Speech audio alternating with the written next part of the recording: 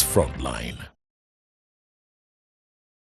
Every new term has come with a new slogan, from 1996's No Change to 2000 and 2006's Unity, Peace, Democracy and Modernization. Steady Progress, Kisanja, 2011's Museveni Paka Last, 2016's Kisanja Hakuna Mchezo, 2021's Securing Your Future, and now Kisanja No Sleep. The slogan was introduced during President Yoweri Kaguta Museveni's swearing-in ceremony at Kololo Ceremonial Grounds. As he began another term in office, in his address, the president said the new phrase would focus on hard work, wealth creation, industrialization, and fighting poverty, warning that Uganda could not afford to sleep while competing economies move forward. Kisanja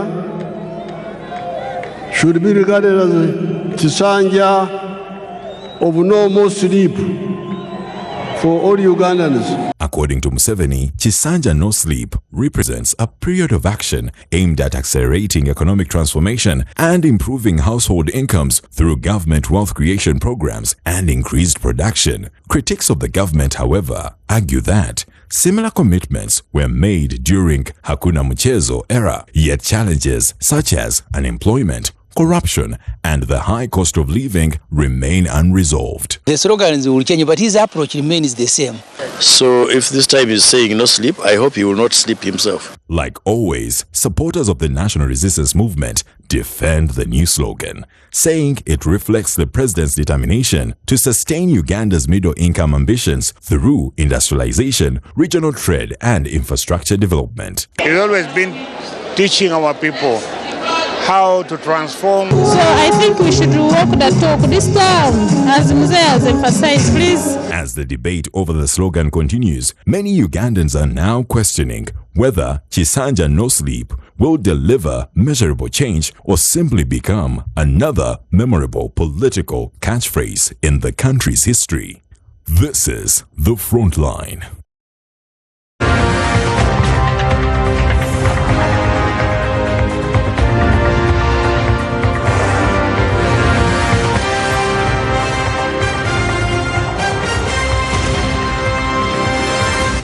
Frontline.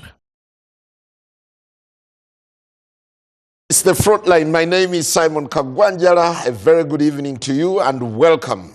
We are looking at a shift from Kisanja Hakuna Mchezo, now Kisanja No Sleep. What lies beyond the pageantry, the fanfare, and the pomp that characterized the swearing-in of President Yoweri Museveni? 40 years in power, now promising to focus more on wealth creation and fighting poverty. Will he walk the talk, or is it more about sloganeering? How or what more would Ugandans expect from a president who's been around, seen it all, and promised it all? Joining me tonight is Mr. Moses Byaruhanga, a senior presidential assistant on advisor on political affairs, together with Honorable Ssemujju Ibrahim Nganda. Along the way, we'll also be joined by Honorable Chris Baryomunsi. I would actually call him former Minister of Information and National Guidance. Gentlemen, good to have you and a very good evening. Good evening to you, Simon, and my colleague in the studio, and our viewers out there. What is no sleep? It's about working. The president was clear. We want Ugandans to engage in production, doing business, those in agriculture, those in service sector, those in manufacturing sectors, those in ICT. If we all worked and government offers the necessary facilitation to enable you work, for instance, on our line of transforming societies into a money economy, when we started the PDM, this Kisanja, which ended yesterday, we have so far spent 3.7 trillion shillings under PDM, reaching out to 3.7 million households. Now, those households, yesterday I was at a function of one of the members of parliament who saw in yesterday, the Honorable Linda Uma, our Uma MP in Lira district. And they asked in the crowd, they said, is there somebody here who has benefited from PDM? He said, yes. One lady stood up, there were others, but one lady stood up and said, me, I benefited, I got 1 million shillings, I invested in piggery. I said, people are employing. He said, in the family, I'm employing about 5 people. She bought 5 pigs. One has already given birth to 13 kids. And if all the 5 produce around 10 or thereabout, she will be, in the near future, she will be having over 4 million shillings. Moses, you're kidding. I'm into piggery. I know the dynamics. Well, somebody was telling me. You can tell me, you can tell your story. This is her story. Okay. Yeah, you can tell us yours. And I know of other people. You see that when the president was even traveling around the country during PDM, he was showing those videos of Ijala and other. Those Ijala was not from PDM, but there are many other PDM beneficiaries who tell you, I received this money, I did ABCD. There's this lady here in the city of Tambala, whom the president has been showing on videos, who benefited from PDM, and they are there. So here in Kampala, during these elections, we met, Kampala has 98 parishes. Each one so far has about 350 beneficiaries. We have met all of them here in Kampala. I know them by, we have all the list of the beneficiaries, I've met them, and they are there. So the question is, if the 3.7 trillion has gone into production through PDM, we are also offering funds for for manufacturing through UDB. The UDB funds are there. So far, we have been capitalizing almost 1 trillion every year in UDB to help the side of manufacturing, the service sectors like tourism. All that is working. And if you want to see the effect of this, when people earn income through PDM, those who benefit and those they employ, because almost on average, every project employs like 2 people. So if you have reached out to 3.7 million households, and each one was employing 2 people, you're talking over 7 million people employed in PDM. All said and done. Yep. Has the country been sleeping? Some people have not been in the money economy. You see, when we carried out census in 2024, the people who are in the money economy then had increased to 68%, and those who are not in the money economy were 32%. You can say those who are sleeping. And this is the president used this as a metaphor. I'm a student of literature. I studied literature. If you didn't study literature, please listen to me. There's what we call a metaphor, or using irony. So if you use a metaphor in literature, it doesn't mean people are just sleeping in their beds without waking up. It is use this literally. So don't take it from it's just a face value meeting. Thank you. Honorable Ssemujju, Kisanja, no sleep. How captivating is it? And how best would you unpack it as President Museveni now goes 40 plus in power? I think it is easy to judge government. And the last 5 years, we're implementing National Development Plan 3. We exited National Development Plan 3 in 2004, I think about a year ago. The performance of government on a program it assigned itself. PDM? No, the National Development Plan. NDPS. Was below 25% in all sectors. We've now gone into National Development Plan 4. There are programs there with money against those programs that we need to use to move to where they are promising us. So it is easy to judge government because they usually set themselves standards. If you speak about PDM and NRM, it's muchaka instructors like the senior presidential advisor. They always celebrate distribution, whether it is of seedling, even if they dried in a store, as long as they took a record that seedlings went away. Because that's what happened under Operation Wealth Creation, if you read the reports of the Auditor General.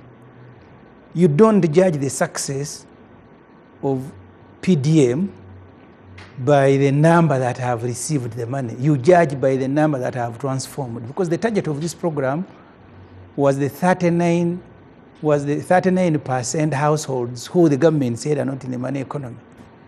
The average, because Uganda has about 10.6 million households, 39 translates into 14 million people, because we have 4 people per family, 4 point something. The recent report of the Auditor General says, because after 2 years, people who received money, the assumption, as Moses has said, they are into piggery, they have now made money, they are supposed to repay. By now, we should have 1 trillion shilling return, because this, to the coffers. This is supposed to be a revolving fund. The Auditor General says those who have paid the 1 trillion that they're supposed to have brought back is 1.6 billion. That's the only money they have returned. 1.6 billion. The target is 1 trillion. That's what they should be returning every year to continue revolving, because government is not going to be sending money forever. That's the policy. When we met the Minister of Finance, they actually said they have returned less than a billion. I'm not talking about 2 government sources, but even if both of them had said 2. So which means these people, and there are other yardsticks, we are dealing with a budget. One of the things that was troubling us as a budget committee and the finance committee, because, and the Honorable Kate Shumba was in URA said so, if we have given people money, they are into piggery, they have done one, consumption level must go up of everything. And that means that domestic taxes must go up correspondingly. This financial, when you're looking at the budget, domestic taxes are going down. It is only international taxes that are going up.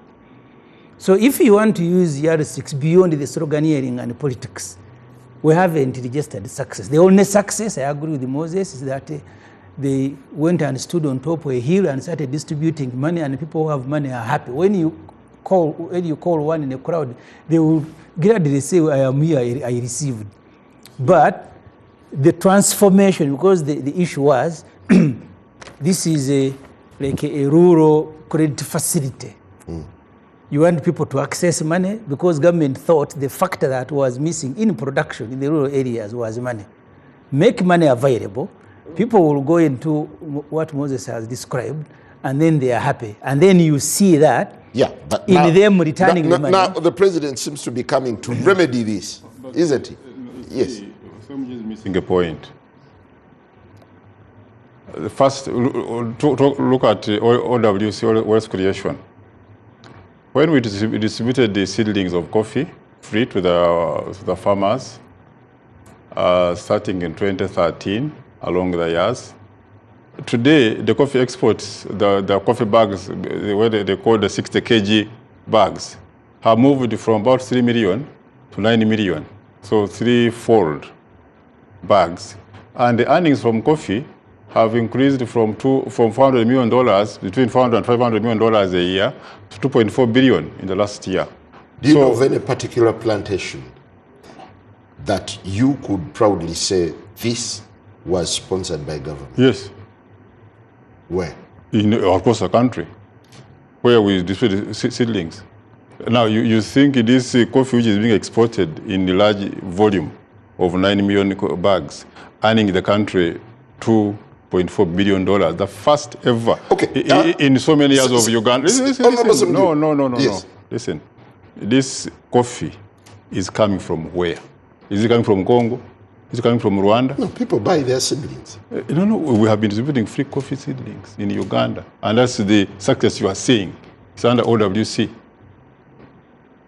Go to Zombo areas where we've been distributing tea leaves, tea seedlings. People are growing tea. Go to some area of western Uganda where, like Kanungu area, Kigezi had never grown tea for many years, but we started growing tea under OWC. If you go there today, in fact, now the tea farmers are complaining about international prices being low, but the tea has been planted. Honorable Ssemujju, when the president comes out and says, this time, he sounds intentional in saying that this time, but before that, I wanted to respond also to Ssemujju. See, Ssemujju is saying, yes, we gave the people a grace period of 2 years, started repaying PDM funds paying back. Now, you don't pay back the whole million at a go. So he's telling you that they have so far paid 1 point something. That's okay. And they are. But the question is. A year has elapsed. The question is yes, but you see, it doesn't mean that you. I think we need to clarify there as the government how in what period, because they said the grace period is 2 years. It doesn't mean that when the 2-year clocks, you bring back the million on the same day. The target was to recoup at least 1 trillion. No. At least 1 trillion. Whose target was that? That's a policy. No. Listen to me. I'm here. We make policy. I don't have to listen to you. You have policies to. Come to ask for approval. But we're the one who bring them they are anyway. No longer your policies. They are ours. We're the one in government. When you're not in government. In fact, today you're not in government MP. You bring them for approval. For you, you haven't sworn in. I don't have to. So, but we have a new parliament. We have a new parliament now. Yes. Now, if we see so what to withdraw the old policy. What we brought. Because Ssemujju has left. Listen, Ssemujju you have left. Good enough. So you're going. And thank God. You're going to now.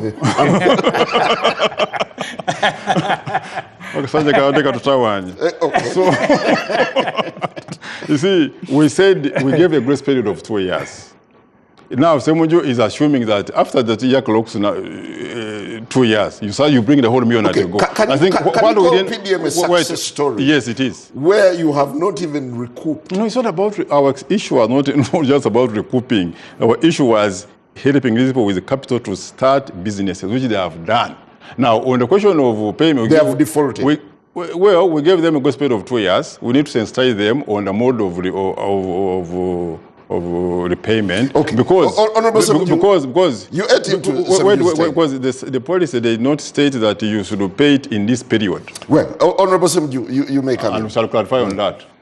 It will take you forever. No, it only gave them grace period of 2 years, but we didn't say after 2 years clock. Did you read the Auditor General's report? You bring the 1 million at a go.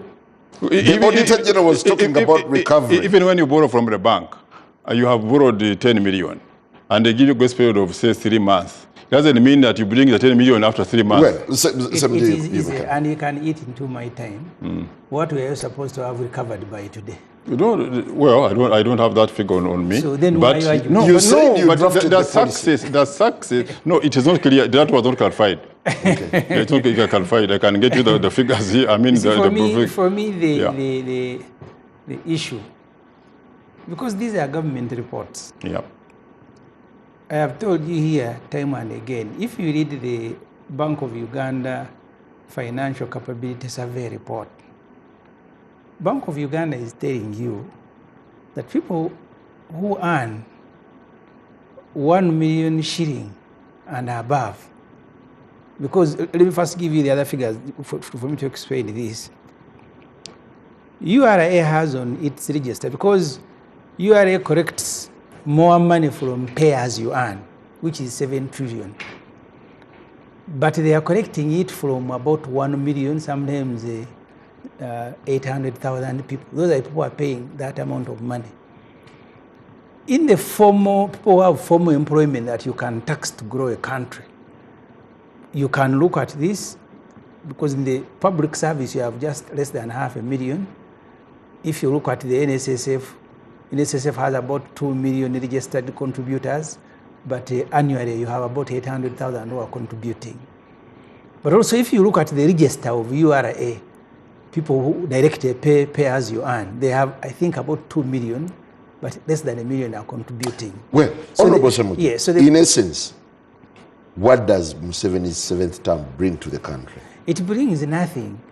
And I have seen people making argument. Moses is celebrating I have left Parliament, and he has every reason to do so. That was tongue in cheek, I imagine. But the next term of office, the 5 years, we have already, as Parliament, before I left Moses, approved both the policy and funding.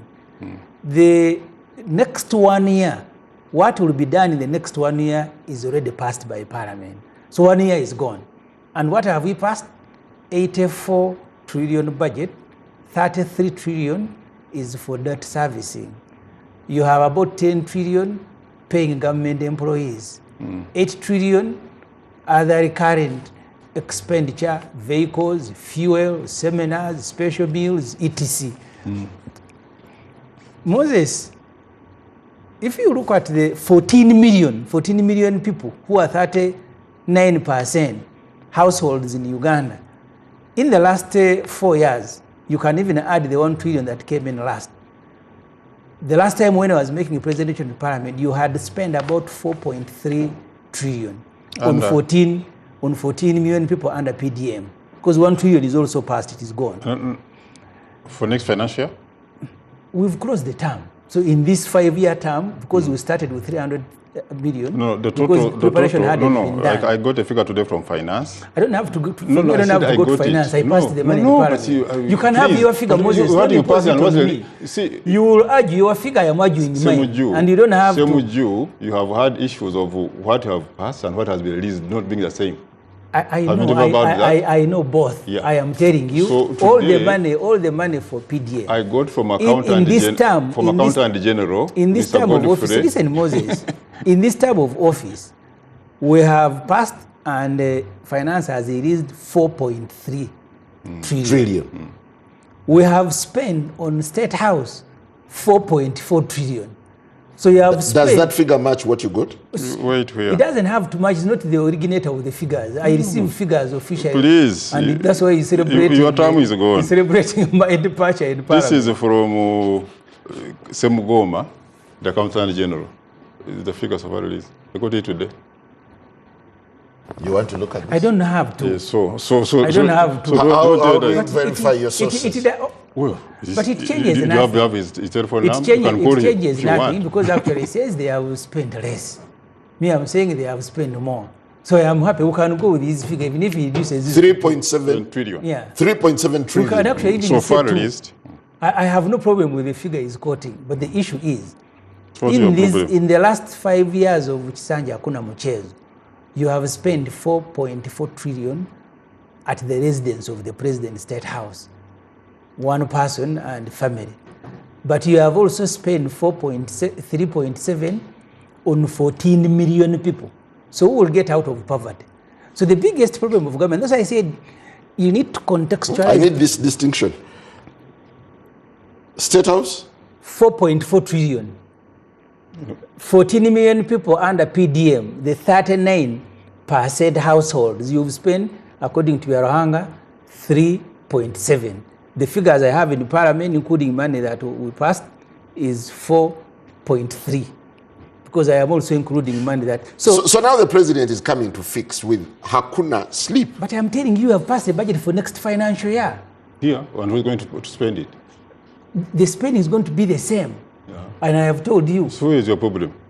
The problem is that you are sloganeering. Because when you have programs to implement, you must have money to implement them. And we have. I have told you the performance of government under National Development Plan 3 was less than 25%. They just fine-tuned it and called it National Development Plan 4. Moses, yes. The problem I have with Ssemujju, we're just playing around with the figures, which and that doesn't explain well. If you talk about, for instance, in these 5 years, the economy has expanded from equivalent in American US dollars 61 billion to now 66 billion, close to 68 billion by end of the financial year. That was the projection. Now, what led to that expansion? You want an explanation? It is the economy has expanded. You want an explanation? Wait. The per capita income has increased. That's the wealth for the people. And when you come back to PDM again, when you look at the people who have benefited from PDM, when they earn that income, like those who are selling, I went to Luwero in 2023 and met all PDM beneficiaries from Luwero sub-county. There are about 1,200 of them. My other team went to Lango in one of the sub-counties in Dokolo and met the beneficiaries there. Another one went to Pakwach, we met the beneficiaries there.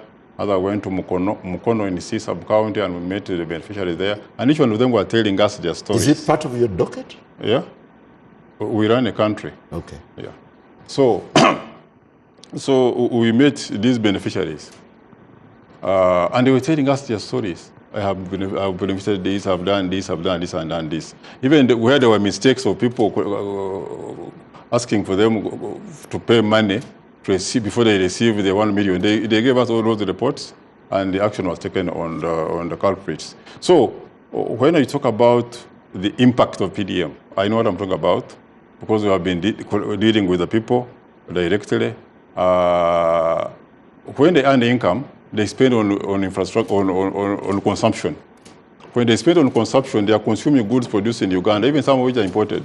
Ssemujju, they were saying that taxes on imports have gone up. Okay, if taxes on imports have gone up, what are you importing, and who is consuming what is imported? Well, Honorable Ssemujju, you want to come in? Who is consuming what has been imported? It looks as though the contradictions of figures. Is it by MPs? There is no contradiction. Yeah. If you study these figures carefully, you will know that they are exaggerated or they are misrepresented. If you look at the GDP, for example, we now earn in courts, I think about $6 billion from gold. That gold is from Congo, trafficked. No. I am telling you, Moses. No, you're just a lie. Because you see, these things are simple. Yeah. When the government brings a budget every year, they will tell you that this will be government receipts. And if you look at all the budgets, including next financial year, we are going to collect taxes of about 30-something trillion, get money from local government, which is about 3 trillion. There is no money from gold. Just show me even one line in your budget, money that is from gold, either as taxes or receipts. It is not there. So what's your problem? The gold passing here, Moses is asking what your problem is. Read the Bank of Uganda. Bank of Uganda tells you that you are exporting gold worth about $6 billion. What remains in the Ugandan economy is $200 million.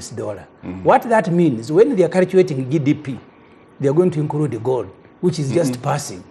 You see, that's what it is, Moses. That's what it is. But Ssemujju. But because you have been addressing rallies of peasants, you go and tell them GDP has grown from 62 now to 68. It hasn't grown. Let me educate you.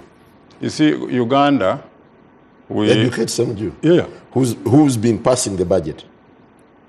It's okay. I want to be educated. Yes, you see, gold. Uganda, we passed a policy that no export of unprocessed raw materials, including minerals. So when that policy was passed, there are about now, I think, 13 refineries, gold refineries in Uganda.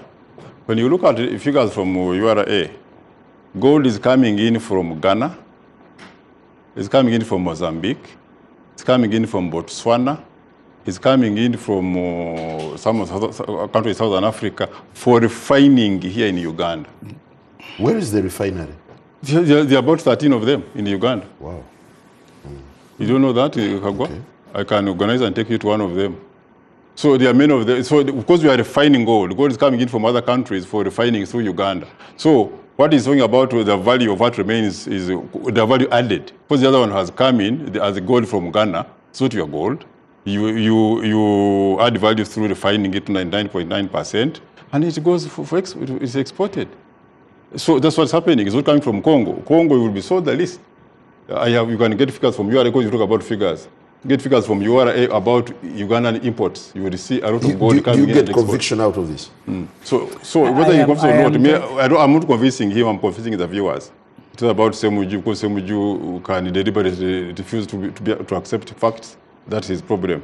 But the issue is, gold is coming in from Ghana, the gold is coming in from Mozambique, it's coming in from Burkina Faso in large numbers. And I can have the figures here from URA and some Southern African countries. And this is the gold which is refined in Uganda. Honorable Ssemujju, you may come in as we wait to speak to Honorable Bayumis. I have told you, when you are presenting a budget and its financing, you're going to indicate where the money to finance the budget will come from. But I asked Moses, just show me one line in the budget. Because we are supposed to have taxed $200 US per kilogram. Per kilogram, yeah. But even that, the president suspended. Why? People who are involved in the gold... There was a case in court, you know. People who are involved in the gold trade told him Because the benefit that we get out of that gold passing through Uganda is stabilization. Not being refined in Uganda. Yeah, but just passing, they can refine it elsewhere. But they send it here. The benefit we get is that that gold has been helping us to stabilize the shilling. And it's good economics by Museveni, you give him credit. Because people who are trafficking that gold from Congo can export it through Rwanda, mainly can export it through Tanzania. So the benefit, actually people who sell gold here, they go to Dubai, Thailand, China, sell and return with physical money, dollar. That's why your shilling has been a bit stable. And when these guys, the ones who are selling and are refining, met the president and convinced him that this is the benefit that you get, he said, okay, you first wait the $200 per kilogram. This benefit is more important. My only problem is that when you are calculating GDP, you include the 6 billion from gold, which you know that is not your gold. It's just transiting through Uganda. But the point, Njara, which I don't want us to lose, I have told you the financial capability survey report by Bank of Uganda tells you majority of people who are working in Uganda, if you read the report of National Planning Authority puts the labor force at 15.8 million people. And 13 point something are in private sector. Then Bank of Uganda tells you that of those 15.8, more than half earn 150,000 per month. That's what they earn. The ones who hand to mouth, the ones who go to all the factories in Namamvi. They just go to get money to buy a chapati and go home. That's what should be bothering someone in the government. That you have people walk, stream every morning, and you can go even tomorrow, stream into factories, and then 95% of them are earning 150 because they pay them 7,000 a day. I have formally complained to the Minister for Investment, Evelyn Anite, and I said these guys are being exploited. But they continue. She said, okay, at least they are working. We have those who are not working at all. The report of the IMF tells you that Uganda is not utilizing 60% of its labor force. You meet the younger people in trading centers every day. What are they doing? 60% of our labor force is not utilized. If Kisanja, no sleep is going to change anything, you start seeing it in the budget. Because 60% of the population is in agriculture. Less than 1%, the coverage of irrigation is at less than 1%. The report of both Bank of Uganda and IMF tells you that people who have improved seeds are less than 4%. So these are things where government must invest. I was sharing with a colleague, I said I am an MP, okay, Moses reminds me you have gone and we are celebrating. You pay me well, you give me breakfast, you give me lunch, you send children to primary school, you don't feed them, and then you tell the parents not to feed them. That's why IMF is telling you that the productivity level of children who are in school today will not exceed 39%. You need to see an improvement and movement of money from items that are unavoidable and that are not necessary, useless. Well, Honorable Chris Bariomusi, the man from Kanungu, joining us now. Good to have you. You were saying that when he comes here, you're going to be calling him former minister. Now he has come. Yes, I believe you're now a former minister. I'm a brand new member of parliament from Kisanja. Okay. Well, I am still a minister. President Musa, like I explained earlier on this show.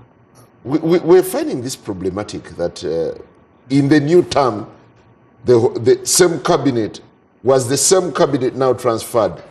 Yes, the president has not yet appointed a new cabinet, and he has allowed the outgoing cabinet to remain in office in this transitional period. But the ministers, your colleagues signed out.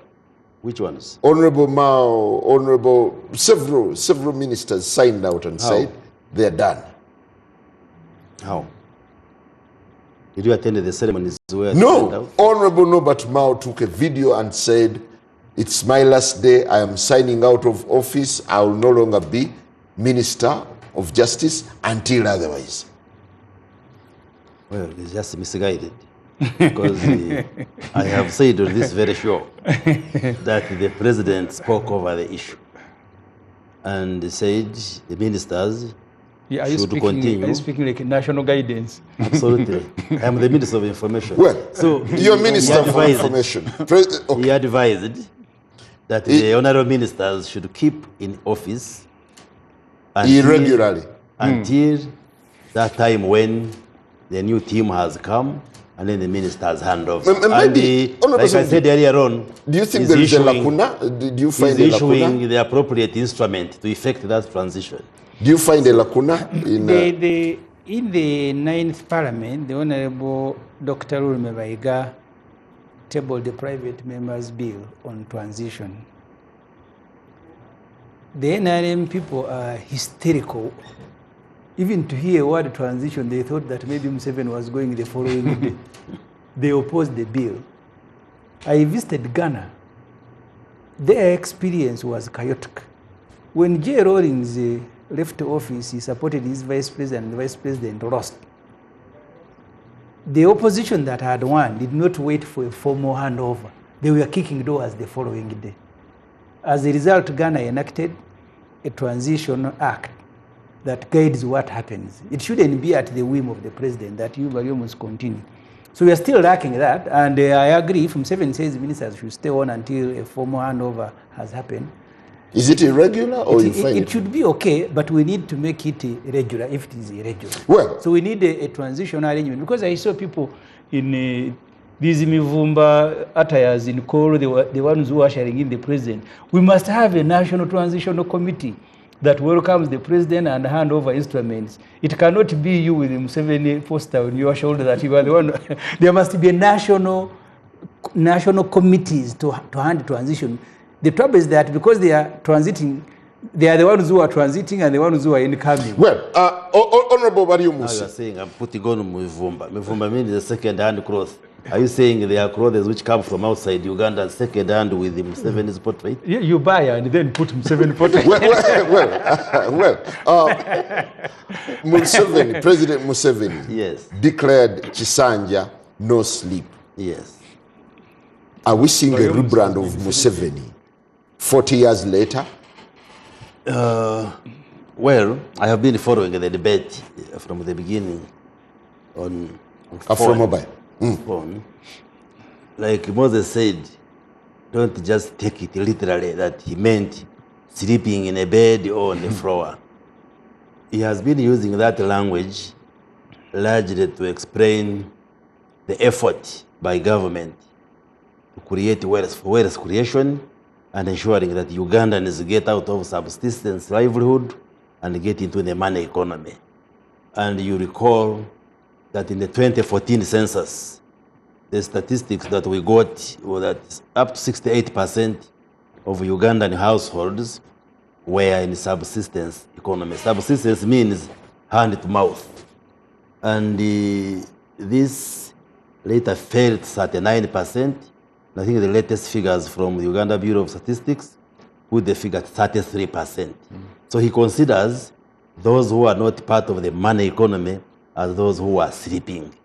So his message was, in this coming term, we must all up our sleeves and work very hard and ensure that the remaining households and remaining individuals in Uganda can get into the money economy by reducing or eliminating subsistence. Isn't this the usual rhetoric that the president makes at every address?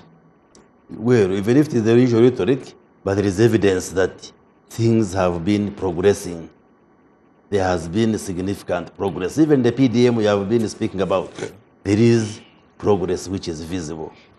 So he's basically saying, if there has been some lethargy, if there has been some weakness in the past, everybody must wake up and we work 24/7 as Team No Sleep Uganda, so that we can all move into the money economy. And there is nothing wrong with that. Do you agree with the notion that the country has been asleep and he's now awakening it from slumberland? You know, he's saying there are those who are asleep. Asleep in a sense that they are not earning money, they are not putting money in their pockets, they are not creating wealth. And therefore, going forward, we must mobilize the country to lift those who are below those who are in subsistence, and all of them to be in the money economy. Well, so I have no problem with the language that he used. And Moses, not misunderstand it. Moses, I intently listened to the president. Do you think he touched the chord of the state of affairs of the country? The real issues that Ugandans were yearning to hear from him? What are they? Transition. Which transition? Transition, that is. We have a constitution in Uganda which says we should elect every 5 years the national leaders. Like we had election in January, so the next election is 2031 January. I don't know the date, but it will be January definitely, as per the constitution. So new leaders will be elected. The president will be elected. The parliament will be elected. Local governments will be elected. Councils will be elected. So that's it. Now, when you talk about, we are talking about today, we need to continue the transformation of the country because we have been transforming it. Let's look at, transition. We have been transforming. I'm not talking about transition, transformation. Socioeconomic state transformation. Of politics. Socioeconomic transformation of Uganda, which is going on. The per capita GDP is improving. People, like I said, and the Honorable Demus has also added, that the beneficiaries of PDM are getting out of poverty through investment of that money, those who are using it well. And if you look, the other day... Is this the most critical thing? Definitely. People must get out of poverty. For if your critical thing is transition, your critical thing is people get out of poverty. So here we are at loggerheads. What is critical is transition. What transition can be more critical than improving people getting out of poverty. Honorable Ssemujju, what do you think were the misses in the president's inaugural address? The most critical thing today is getting out of poverty. I'm getting back, yes. You see, I covered Mr. Museveni as a journalist. Even when we had a radio program attended by Chris, Museveni will never address an issue straight.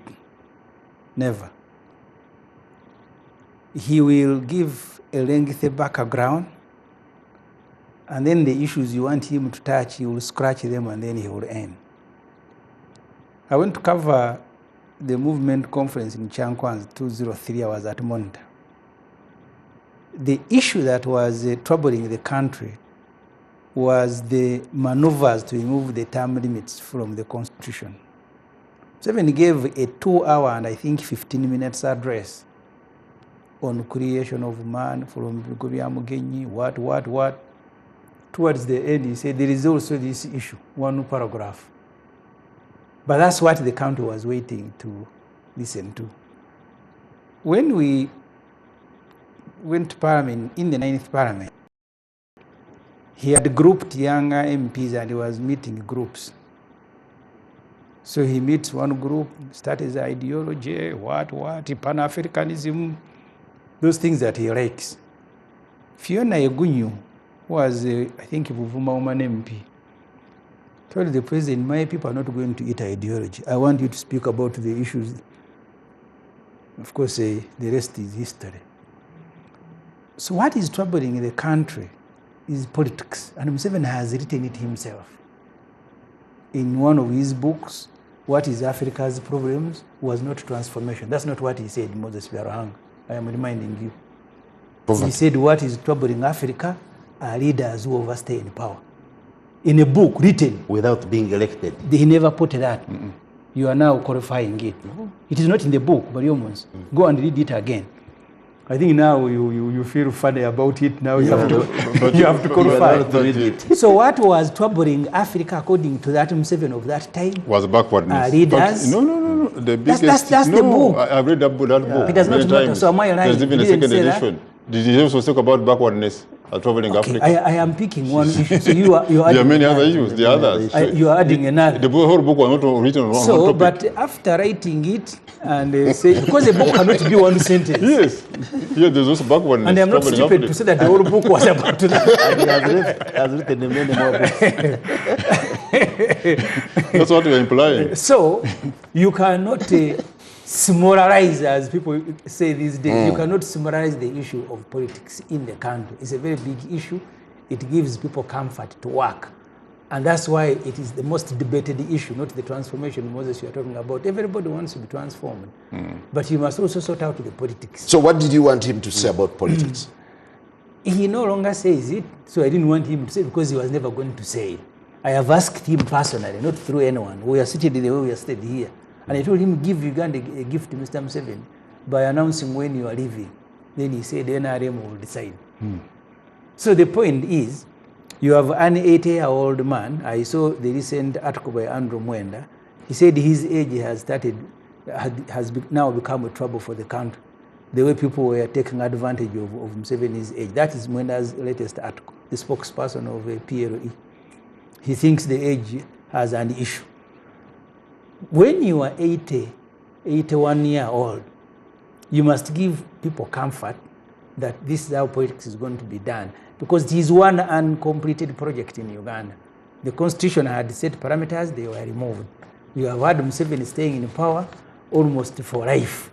And I am one of those who think, I pleaded with him, sir, please help us. I even offered, I said, I will dance for you the day you leave. And he said, NRM will decide. So you must address politics. You must also address issues of transformation. It is legitimate. And that's why you said in his book, What is Africa's Problem? He also spoke about backwardness. It's totally in order that you focus the country and give everybody comfort, people who are in prison. Dr. Besigye, who was his doctor, treated all these NRM big people when they were in the world, and immediately after capturing power. He's about to make 2 years in prison on fake charges. We have Sam Mugumya. Sam Mugumya was our candidate in the last election. He was kidnapped from Barara. Up to now, we don't know where he is. Our secretary for international relations, Sam Makoha, is in Ruzira. No leaders and supporters are all in Ruzira. They have parents. There are those who have been killed. Those issues you must address, because the issue of the election, the president is being sworn in after an election.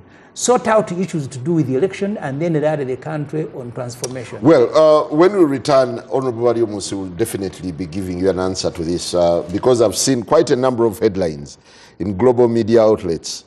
They're focusing more on 40 years of Museveni, past 80, his age, and also a disputed election. Disputed by who? By us. I saw Al Jazeera. Who are the us? Who are the us? Your room. You want me to respond now? Well, no. We'll take a very short break. NBS Frontline. Well, it's still the frontline as we dive into what lies ahead for President Museveni as he takes on a 7th term in office. Honorable Wariomusi, the global headlines were more to do with a president who's been in power for 40 years, who has aged and who won a disputed election. What's your reaction? Well, my reaction is that he's there for 40 years through the will of Ugandans. Because when you look at the history of this country, is that between independence and 1986, those were 24 years. We had close to 10 presidents in Uganda. But we had the elections only once, December 1980, which were disputed, like we are saying. So the question is, where were those presidents coming from? Ugandans were not participating in electing who becomes a president. And having many presidents did not necessarily result into transformation.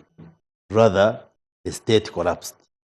Now, under NRM, since 1986 to date, Ugandans have voted for President Yoweri Museveni.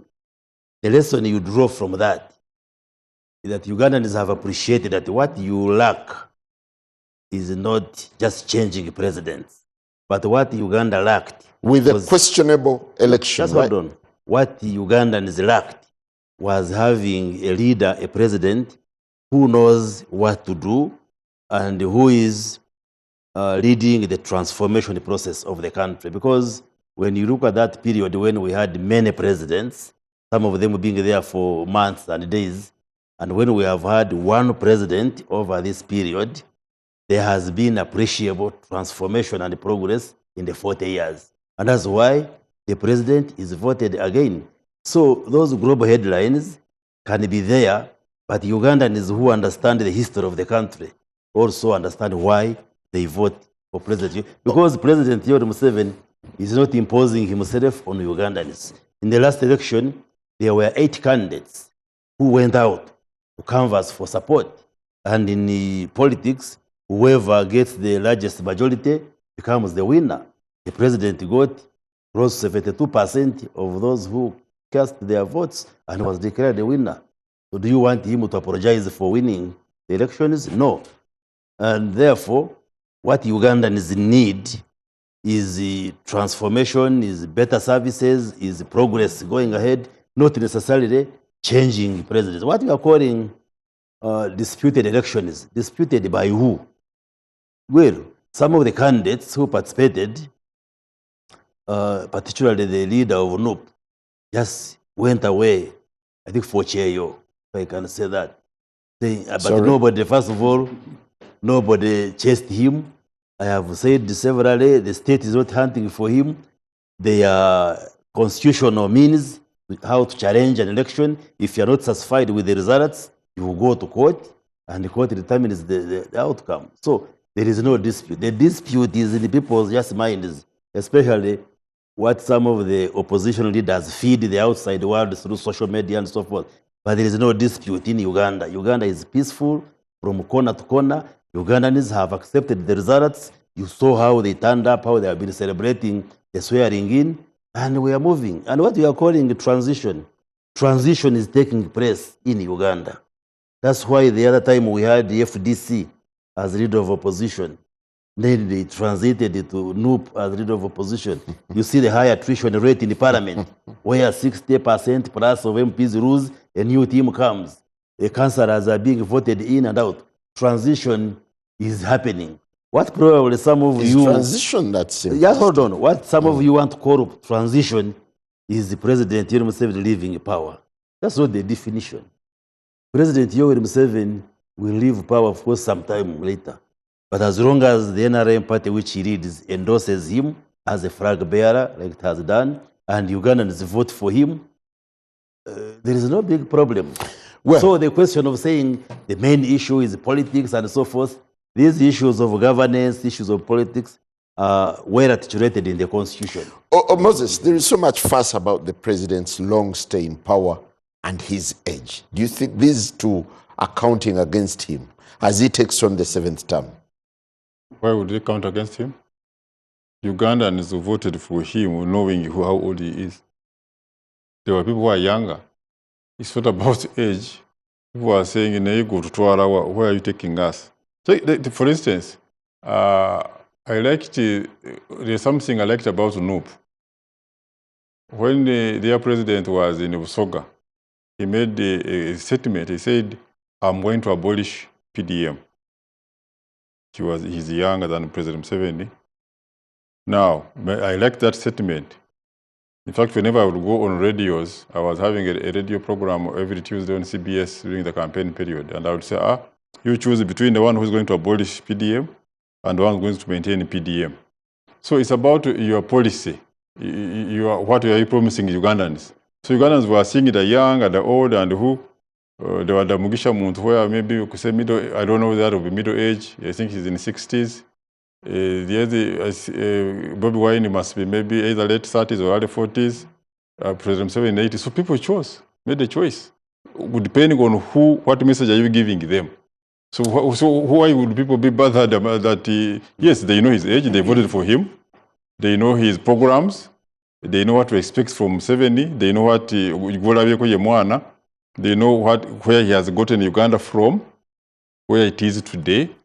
In terms of security, Uganda is like an island in this area of East Africa, where you have South Sudan, the other side, the DRC, the other side, Sudan up, the other Sudan up, where there's chaos, and they know which case we had in Uganda. They see the economy transforming. We have said they see the roads being constructed.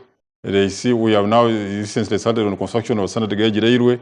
So that's what we're voting for. Honorable Ssemujju, Is it possible now to give a clear prediction of what these 5 years will be like? What is certain and uncertain? You see, I think we're making progress as a country. People in the traditional opposition and NRM were all discussing issues of governance, issues of free and fair elections. The NRM along the way became defensive. The Honorable Bariomuns, the Honorable Margaret Mahanga, Honorable Frank Tumwebazi, I don't remember the fourth or the fifth, Honorable Bati.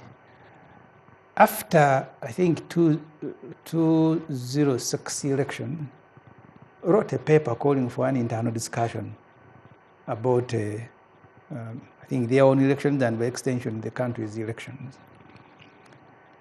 Because when you are discussing elections, it is... Was this a dossier for NRM? I must have reported about it in Parliament. They saturated it. But that debate never happened, like the one of Besigye. NRM is allergic to those sort of debates. What we should be discussing, if we care about Uganda, is the quality of elections, not the outcome. Because Bariomuns wants us to celebrate 72%. In Rwanda, it is even, was it 90-something? Rwanda is peaceful from corner to corner. Their elections, the president gets 90-something%. That was Saddam Hussein. That is everybody. Most of strongmen military people. Mubarak got 94? Yes. Most of strongmen military people will get the percentages that they want. Even Tanzania has also been now spoiled by Museveni and Rajiri Rwanda. The Suruhu got 90-something. So it is not the percentages that you get, it is the quality of the election. Because national election is a national project. We've spent more than 2.5 trillion shilling on elections, taxpayers' money. So these elections must be worth the name. So is the country still haunted by the election? You have people who are in prison. You have the opposition. Because of elections. If you make mistakes. I was in Chiteya to see the Honorable Mwanga Kivumbi this week. Picked from his home and is being accused of crimes he never committed. Are you sure? Yes, because Mwanga never shot anyone dead, but there are people who were shot dead. He didn't have even a kasari. But the ones who shot are not in prison. The one in whose house people were shot is the one who is in prison. Why don't we have those who are shooting people in Butambala? He's in prison. I went to visit him this week. You have others. I've told Dr. Besigye is there. We have some Mukumi and others. You don't have to go through the names. So the issue is these particular elections and all the elections we have had, the tendency by the NRM people is to invite a discussion on the outcome, not on the processes leading. Because the Museveni that you are saying is very popular, how much of our money has he used to popularize himself? He spent almost a whole year going around the country, giving money, campaigning for PDM, taking photographs with the people and the pigs and the eggs and everything, and then saying the country has transformed. That was a whole year campaign. Then you go into the campaign themselves, militarized, rigging of elections, belt staffing. In Chira, where Benon MP, NRM people who became number 3 were being announced winners for the mayor, so for the division mayors. NRM MP from your constituency? That's not the only position we elected, Honorable Yomus. Maybe Maybe in more your interested area. in that one than even NRM. That one, when I lost, I came and said I had lost fairly. But not to NRM. No, I didn't lose to NRM, but even if I had lost to NRM, I would say, because me, I am a Democrat. If I lose the elections, I'll come and tell you I have lost. They were declaring the person. I am telling you, we had the mayor for Chira. NRM person came, not even number 3 was announced a winner. You saw what happened with Muyanja. We were with him in Parliament, Chris Bariomuns. You saw Muyanja Senyonga in Mukono. He was announced temporarily, and when he was going out celebrating, they announced NRM. You saw what happened to the chairman of Wakiso district. You have... I don't know, I was not the... part of the process. It is your decision to choose what to know, and I can't blame you for that. So we haven't sorted out issues of election. These are not elections that anyone who wishes Uganda well will celebrate. There must be a discussion in some form. Do we continue with these elections? Look at the level of militarism. You're talking about what to expect in the next 5 years. Militarism. Military has taken over our lives. You go to police station, military people, on the street, military people. You go to government departments, military. So we have slowly crept back where, because when Museveni came here, he said the military shouldn't even be around Kampala, they should be in Bombo. He actually physically removed them from Mbuya and took them to Bombo.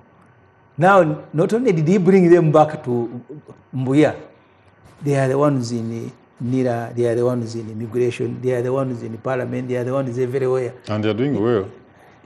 Yeah, military people will do well. They are doing well. And that's what Uganda. Military people will do well. And that's what Uganda wants. But democracy means that the military must be neutral and saluting everybody. Yeah, but if you're in immigration, you're neutral. What's wrong with it? So even in cabinet, so you've forgotten what Museveni wrote. Is immigration a political? In CA, when you had Serwanga, Tinyefuza and Besigye speaking out, Museveni wrote, I still have that letter to the NRM. And he said, when you go multi-party, these soldiers will not be in parliament. They need to go away. You now have them as ministers. Even the CDF has a political party. No, but he has a political party and the MPs. Ssemujju. I didn't see Ruhanga going to celebrate his birthday. So we've gone back into military role. These Ruhangas are just sugarcoating. And that will affect everybody, Moses. We can't pretend about it. So is it likely to be the major feature, the main feature of Museveni's 5 years? When people grow old, the president has himself said it. When he was meeting traders at Kororo, he said, I have grown, I am about to meet the Almighty. So someone who is preparing to meet the Almighty should be kind enough to the country to prepare it. I am not old, but I can meet the Almighty, but I am preparing my children. I periodically have a discussion with them. If I die this hour, so the president should be kind enough. So the next 5 years are going to be years of uncertainty. These NRM people, when we meet them in the corridor, because they are also human beings, they want a more stable environment. They don't know. That's why you see ministers running to Kororo to celebrate the birthday of Mohoz. They think maybe he's the next president. Maybe he is. All the people who can't even run 2 meters are there in Kororo, and you wonder. So the level of uncertainty in the country, we need to find a solution. Do you think Ssemujju is being alarmist in that, looking at the next 5 years as very uncertain times? Jim Mwezi 76, I saw him in Kororo. You saw Kayihura. He looked frail. Well, they are all in Kororo. Moses, I'll come to you, all the people, Moses, do you think we need to be Honorable serious. Ssemujju is being alarmist? I am not. In making predictions of uncertainty? Does Ssemujju surprise you? If you know the Ssemujju, you know. He's always like that. So that doesn't surprise me. Ugandans, as I said earlier, there are many candidates, the 8 candidates, as the Honorable Williams mentioned, of different ages. Yes, President Museveni was the oldest of the candidates. They chose President Museveni because of the policies and what he stands for, and made him president. Is this an election you can write home about? Yes. I participated in this election. I was where military was all over the place. And but his military was he from Congo? But the law doesn't allow military to participate in elections. See, why did they participate? If you're going to cause chaos, the military will come in, definitely. If Ssemujju wants to prepare to make chaos, the military will not say, oh, this is an election, Ssemujju can do what he wants. No, they will come in because that's their role. So I don't see any problem. I was here in Kampala most of the campaign time. I was the agent. You approve of this election? Yes. The quality? Yes. I was an agent of candidate Yoweri Museveni at Electoral Commission meetings. NUP had their candidates, they had the agents. I think Rubongoya was used to open one of the meetings. Benjamin Katana used to be in those meetings from NUP side. We were discussing the electoral process, having a meeting almost every week with security involved. The head of police operations was meeting with us, chaired by the Electoral Commission chairperson. and the other commissioners will attend those meetings. So issues where they had concerns, they would raise and we would discuss them in those meetings. So to say military, were the military people on the polling stations? Yes, they were. I went and voted here in Kampala. I didn't see any military person at the polling station. We counted the votes were there. There was no military in the voting. The votes were announced by electoral official at the polling station. It was not announced by the military.